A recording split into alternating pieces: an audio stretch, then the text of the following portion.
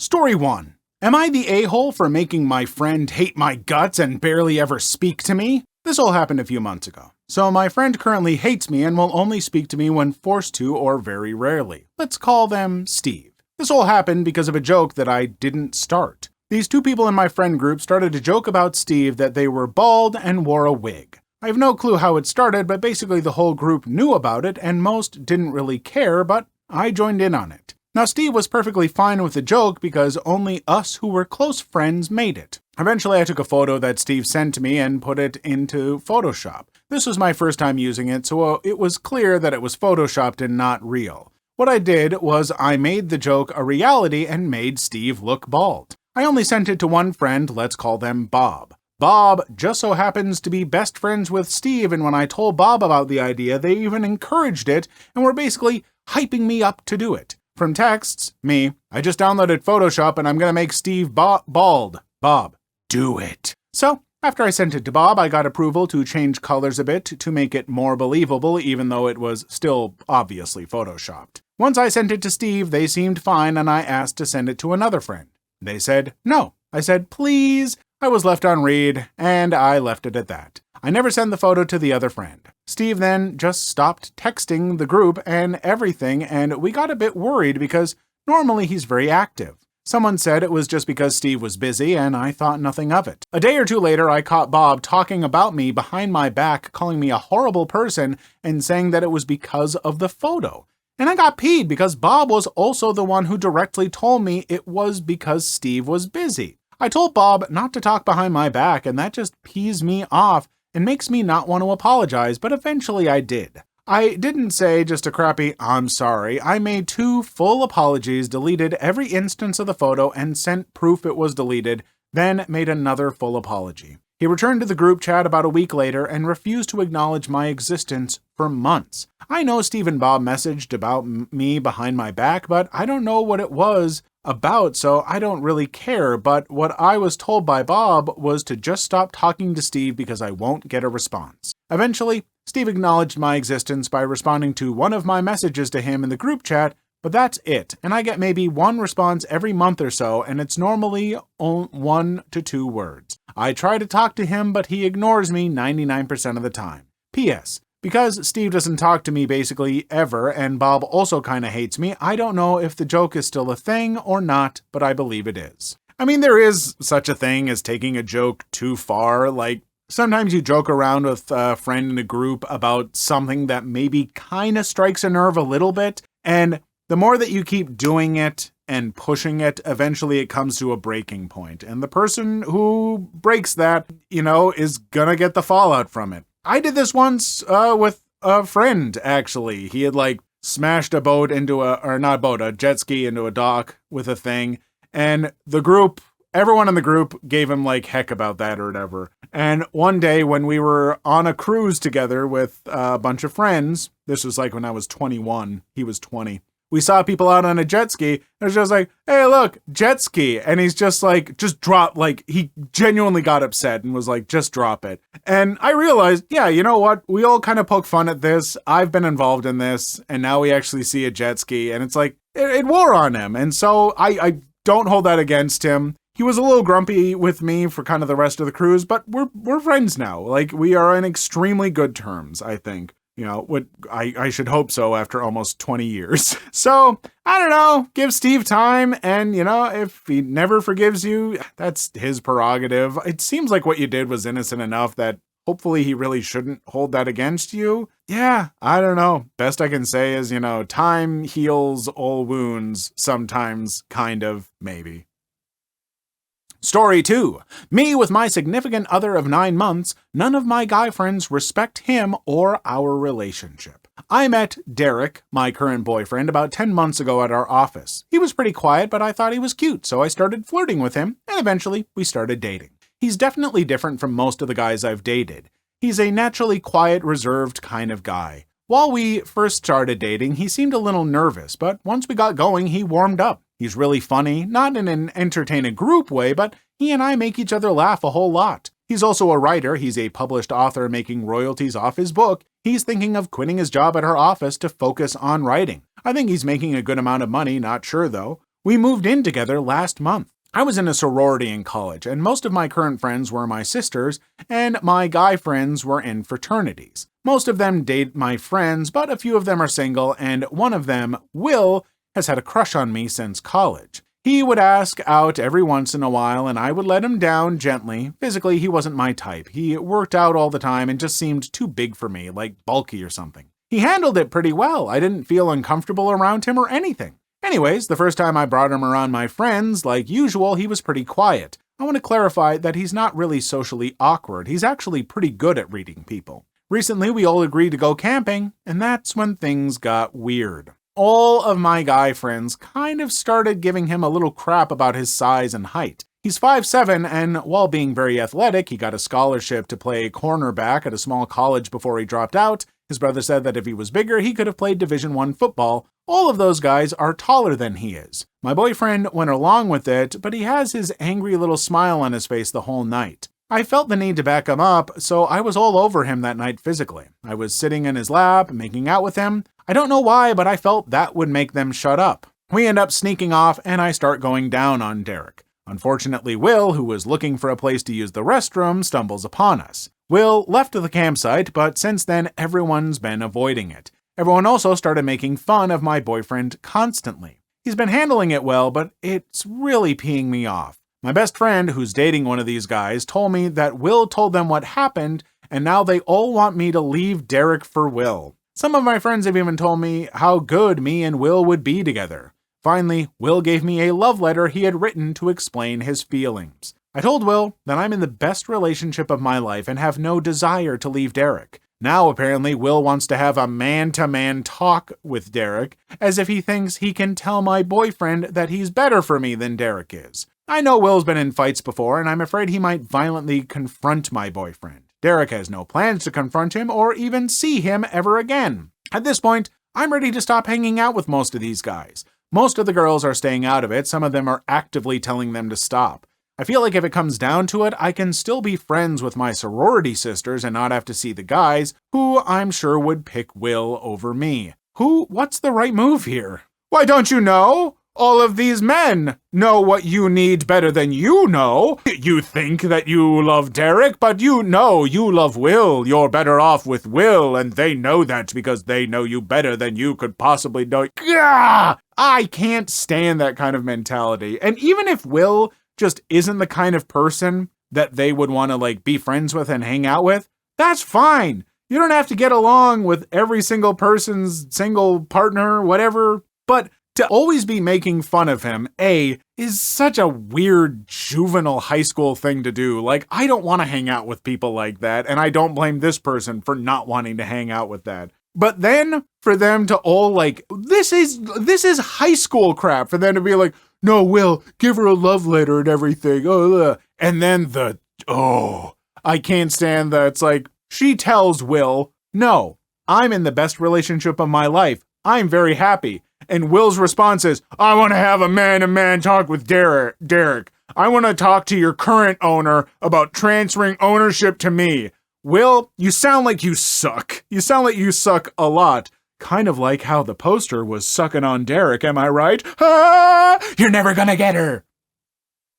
Story 3. My estranged sister wants to talk to me months after almost ruining my wedding day. My sister, 23 female, and I, 26 female, have a complicated relationship. Our parents divorced when we were young, and we lived with our narcissistic mother until I left to stay with my dad at age 16, her staying with our mom, whom I'm now no contact with. We went through a lot together in childhood and were there for each other when our mom was abusive. However, as we grew up, we bickered like normal sisters do throughout our teenage years, except it would get intense at times, and we would yell at each other and get into some nasty fights. It goes without saying that we had trauma, and I was our mom's scapegoat while she was the golden child. In our adult life, over the past 5 to 6 years, I've shown only compassion and kindness towards her, even when I wouldn't agree with a lot of her bad decisions and lifestyle choices, and has done morally questionable things for money. She's been arrested, had DUIs, is a dancer at a club,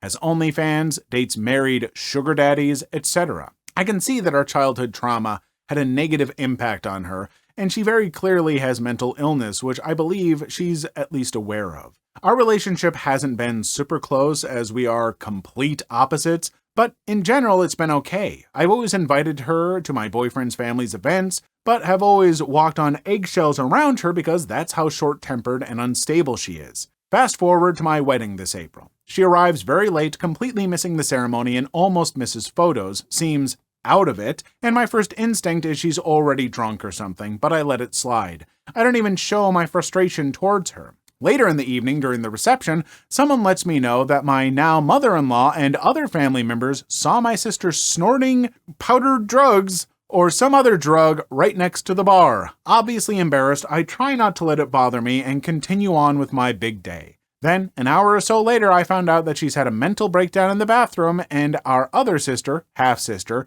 has to take her home. Later that evening, once my now husband and I arrive at our cabin for the night, I see multiple texts from her consisting of very hateful, toxic things that, as I've always tried to look better than her ever since we were kids. I've always put her down, and she doesn't want to be in my life anymore because it feels wrong. It upset me deeply that night and never texted her back. She texted me last night for the first time since April saying, "Can we talk soon? Hope you're doing okay." Truthfully, I don't know if I want to talk to her. I simply don't know what to say. I don't know if I want to reconnect with her. She's very toxic, and while I know she has mental illness and have felt bad for her over the past few years, I want to protect myself too. What would you do?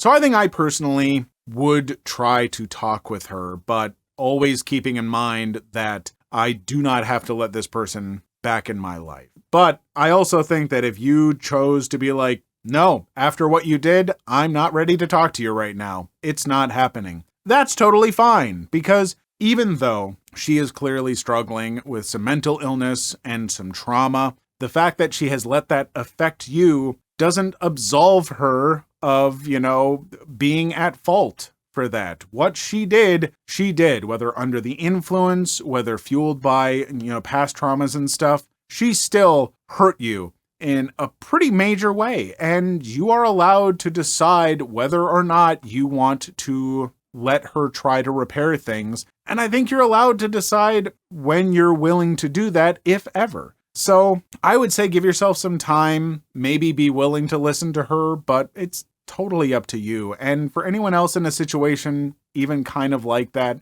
that advice absolutely stands. Story 4. Today I effed up by destroying my chance with my biggest celebrity crush. Well, this actually happened a few weeks ago. I'm not a Redditor, but I was just watching Smosh Pit's latest Reddit stories video on YouTube and became aware of this subreddit, so I thought this story would be appropriate for here. It's not that eventful for how long I wrote, but I still want to share it since it was kind of a big deal for me. So I'm not going to say her name because I don't want this to make any headlines, lol. She's a singer, not super famous, but still has a pretty big fan base. Like, whenever someone asks who my favorite artist is, I tell her name and I have to explain who she is every single time. Yet, she does have more than 1 million subscribers on Instagram. I'm 27 years old and have been a huge fan of hers for the past 4 to 5 years. Maybe her biggest fan. Before that, I didn't have any celebrity crushes. I remember that everyone had one in my teenage years, however, I never really understood how you would get so obsessed over someone you've never met. I understood it with her. I know her every single song. I must have watched every show she's been on, every interview she's given. I love her music and I love her personality, at least how she presents herself in those interviews. She's beautiful and has the kindest heart. Anyway, so a few weeks ago, I was abroad for business-related reasons. After a long day of work in a small office, I wanted to walk to my hotel to get some fresh air. On my way there, I saw a bar. It seemed like a quiet place, so even though I was very tired, I went to see what kinds of beer they had. I like trying different beers whenever I travel. I sat down and ordered one and started mindlessly scrolling on my phone so I wasn't alone with my thoughts, as you do when you're sitting at a bar alone. After ordering my second beer, someone said, "Hi." I turned around and saw her. Like, don't get me wrong, I've met women at bars before, but never had a woman come up to me first, so that was new. And it was her, of all people. Her. So of course, I thought I must have fallen asleep on my desk at work and I was dreaming. I was freaking out internally. Externally, I managed to keep my cool and said hi back. Since I couldn't believe who was standing in front of me, it was more like a hi, I guess. She said she saw me sitting alone and she was alone as well, so so she thought it might be nice to chat while enjoying our drinks. I said, "Of course, I mean, why not? Sit," and rather aggressively pulled out a chair. I was very, very excited and nervous, but it seemed like she still hadn't realized I was a fan. I told my name and she said hers, but I didn't say I already knew her because I wasn't sure about revealing that. At first, I was a little awkward and talked about the weather, how nice the bar is and stuff. Then we talked for another hour or so. The conversation was going pretty well and thankfully was much calmer at that point. Then I told her I was in the city for work and talked about what I do very briefly. Very boring job. I felt like Jim Halpert in the first season of The Office while describing it. She said she was there for work as well and said she makes music. At that point, I thought I had to be honest. I said, "I know, I'm a huge fan actually. I love your every song. I have all your merch." Her expression quickly changed from happy to disappointed, and she said, "Oh." That was the moment I realized I effed up. Thinking about it now, maybe not telling that to her a little earlier was a bigger F up. She said she doesn't think getting close with fans is appropriate. For a sec, I was going to say, "So we were going to get close?" But thank goodness I didn't. She briefly explained why she thought it's wrong, and all I could say was, I respect that. And I really do. Even though it hurts, and I don't agree with it 100%, having a certain kind of power over people and choosing not to use that power for ethical reasons is quite respectable in my opinion. It got a little awkward again, and we only talked for a few more minutes. She said we could take a selfie if I wanted to, so we did. I offered her my number and said maybe we could grab a coffee if she ever comes to my country. She accepted it, but probably out of politeness, lol. Then I walked her to her car, and I'll probably never gonna see her in person again outside of a concert. I can't stop thinking about how else that night could go, and I'll probably think that for months to come, if not years. But what can you do? It is what it is. It's also weird that I went to a country I've never been before, decided to walk even though I usually don't, walked into a random bar and met my biggest celebrity crush there. It's like universes aligned everything for me, and I managed to F it up. Laugh my butt off. I mean, I don't know. This sounds suspicious, but sure, maybe it happened.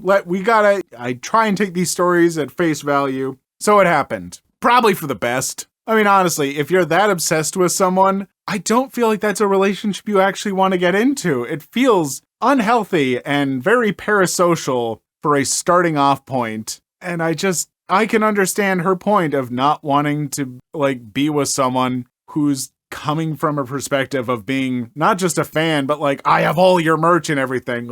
Yeah, no, that would be an absolute deal breaker. I wouldn't know much about that. I would not consider myself having any real celebrity, but I've gotten some messages and stuff that were a lot forward, and yeah, it's uncomfortable, and no, don't do it.